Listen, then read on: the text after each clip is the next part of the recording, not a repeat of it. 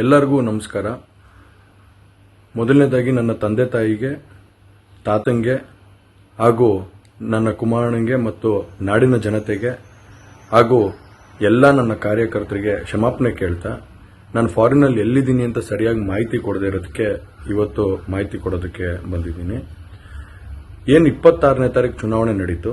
26ನೇ ತಾರೀಕು ಚುನಾವಣೆ ನಡೆದಂಥ ಸಂದರ್ಭದಲ್ಲಿ ಅವತ್ತು ನನ್ನ ಮೇಲೆ ಯಾವುದೇ ರೀತಿ ಒಂದು ಪ್ರಕರಣ ಆಗಲಿ, ಯಾವುದೇ ಒಂದು ಕೇಸ್ ಆಗಲಿ ಏನೂ ಇರಲಿಲ್ಲ.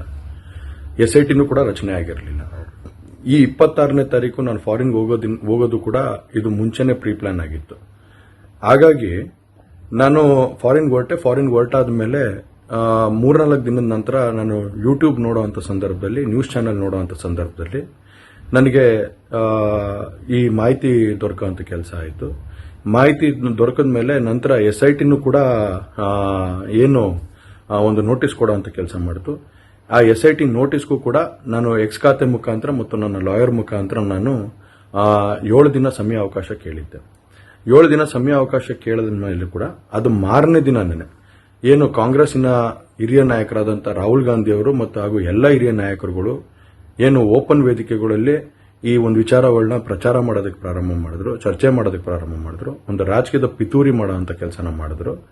ಇದೆಲ್ಲ ನೋಡಿದಂಥ ಸಂದರ್ಭದಲ್ಲಿ ನಾನು ಡಿಪ್ರೆಷನ್ಗೆ ಹೋಗುವಂಥ ಕೆಲಸ ಆಯಿತು, ಐಸೋಲೇಷನ್ಗೆ ಹೋಗುವಂಥ ಕೆಲಸ ಮಾಡಿಕೊಂಡೆ. ಹಾಗಾಗಿ ನಾನು ಮೊದಲನೇದಾಗಿ ನಿಮ್ಮೆಲ್ಲರನ್ನೂ ಕ್ಷಮಾಪಣೆ ಕೇಳಿದೆ, ದಯವಿಟ್ಟು ಕ್ಷಮಿಸಿ ಅಂತ ಕೇಳಿದೆ ನಾನು. ಅದಾದ ನಂತರ ಹಾಸನಲ್ಲೂ ಕೂಡ ಕೆಲವು ಶಕ್ತಿಗಳು ಎಲ್ಲ ಒಟ್ಟಿಗೆ ಸೇರಿಕೊಂಡು ಇವತ್ತು ನನ್ನ ಮೇಲೆ ರಾಜಕೀಯದ ಒಂದು ಪಿತೂರಿ ಮಾಡುವಂಥ ಕೆಲಸ ಮಾಡುವಂಥದ್ದು ಇರ್ಬೋದು. ರಾಜಕೀಯವಾಗಿ ನಾನು ಏನು ಬೆಳೀತಾ ಇದ್ದೀನಿ, ನನ್ನ ಕುಗ್ಗಿಸ್ಬೇಕು ಅನ್ನೋ ಒಂದು ರೀತಿಯಲ್ಲಿ ಇವತ್ತು ಏನೇನೋ ಒಂದು ಪ್ರಕರಣಗಳಲ್ಲಿ ಅವರು ಎಲ್ಲರೂ ಕೂಡ ಒಂದು ಭಾಗಿಯಾಗುವಂಥ ಕೆಲಸಗಳನ್ನ ಮಾಡಿಕೊಂಡ್ರು.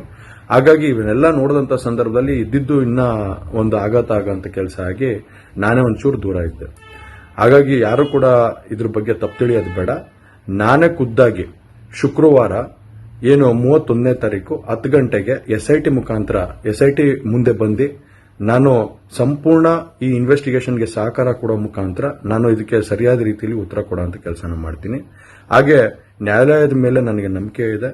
ಖಂಡಿತವಾಗ್ಲೂ ಕೂಡ ನಾನು ಈ ಒಂದು ಏನು ಸುಳ್ಳಿನ ಪ್ರಕರಣಗಳಿದಾವೆ, ಈ ಸುಳ್ಳು ಪ್ರಕರಣದಿಂದ ಆಚೆ ಬರುವಂತ ಕೆಲಸನ ನ್ಯಾಯಾಲಯದ ಮುಖಾಂತರನೇ ಮಾಡ್ಕೋತೀನಿ ಅನ್ನೋ ಒಂದು ನಂಬಿಕೆ ನನ್ನಲ್ಲಿ ಏನಿದೆ. ಹಾಗೂ ದೇವರ ಆಶೀರ್ವಾದ ಮತ್ತು ಜನರ ಆಶೀರ್ವಾದ, ನನ್ನ ಕುಟುಂಬದ ಆಶೀರ್ವಾದ ನನ್ನ ಮೇಲೆ ಇರಲಿ. ಖಂಡಿತವಾಗ್ಲೂ ನಾನು ಈ 31ನೇ ತಾರೀಕು ಶುಕ್ರವಾರ ನಾನು SIT ಮುಂದೆ ಬರ್ತೀನಿ. ಬಂದ ನಂತರ ನಾನು ಇದಕ್ಕೆಲ್ಲದಕ್ಕೂ ಕೂಡ ಈ ಒಂದು ಇದಕ್ಕೆ ತಲೆ ಎಳೆಯುವಂತ ಕೆಲಸನ ಮಾಡ್ತೀನಿ. ನನ್ನ ಮೇಲೆ ನಂಬಿಕೆ ಇರಲಿ ಅಂತ ಹೇಳಿ ನಿಮ್ನೆಲ್ಲರನ್ನೂ ಕೋರ್ತಾ ನಾನು ಧನ್ಯವಾದ ಹೇಳಕ್ಕೆ ಇಷ್ಟಪಡ್ತೀನಿ. ಧನ್ಯವಾದ. ಎಲ್ಲರಿಗೂ ನಮಸ್ಕಾರ. ಮೊದಲನೇದಾಗಿ ನನ್ನ ತಂದೆ ತಾಯಿಗೆ, ತಾತಂಗೆ ಹಾಗೂ ನನ್ನ ಕುಮಾರನಿಗೆ ಮತ್ತು ನಾಡಿನ ಜನತೆಗೆ ಹಾಗೂ ಎಲ್ಲ ನನ್ನ ಕಾರ್ಯಕರ್ತರಿಗೆ ಕ್ಷಮಾಪಣೆ ಕೇಳ್ತಾ, ನಾನು ಫಾರಿನಲ್ಲಿ ಎಲ್ಲಿದ್ದೀನಿ ಅಂತ ಸರಿಯಾಗಿ ಮಾಹಿತಿ ಕೊಡದೇ ಇರೋದಕ್ಕೆ ಇವತ್ತು ಮಾಹಿತಿ ಕೊಡೋದಕ್ಕೆ ಬಂದಿದ್ದೀನಿ. ಏನು 26ನೇ ತಾರೀಕು ಚುನಾವಣೆ ನಡೀತು. 26ನೇ ತಾರೀಕು ಚುನಾವಣೆ ನಡೆದಂಥ ಸಂದರ್ಭದಲ್ಲಿ ಅವತ್ತು ನನ್ನ ಮೇಲೆ ಯಾವುದೇ ರೀತಿ ಒಂದು ಪ್ರಕರಣ ಆಗಲಿ, ಯಾವುದೇ ಒಂದು ಕೇಸ್ ಆಗಲಿ ಏನೂ ಇರಲಿಲ್ಲ. SITನೂ ಕೂಡ ರಚನೆ ಆಗಿರಲಿಲ್ಲ. ಈ 26ನೇ ತಾರೀಕು ನಾನು ಫಾರಿನ್ ಹೋಗೋದು ಕೂಡ ಇದು ಮುಂಚೆನೇ ಪ್ರೀ ಪ್ಲಾನ್ ಆಗಿತ್ತು.